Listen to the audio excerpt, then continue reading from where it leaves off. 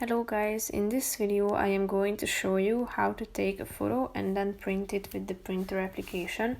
But first I just want to mention, don't forget to subscribe to my channel because at 10,000 subscribers I am going to show you my whole YouTube revenue statistics and growth strategy, how to make money online. So let's jump into it.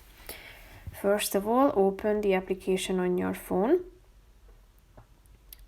Then you should tap on the printer icon down below and then click on the take photo option. Here you should take a picture and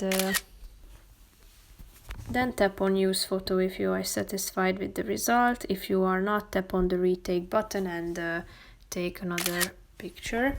Click on use photo down below. And after that, if you are done with it, click on the print button in the upper right corner of the screen. Select your printer, then the copy. You can size it up and down by the help of the plus and minus icons.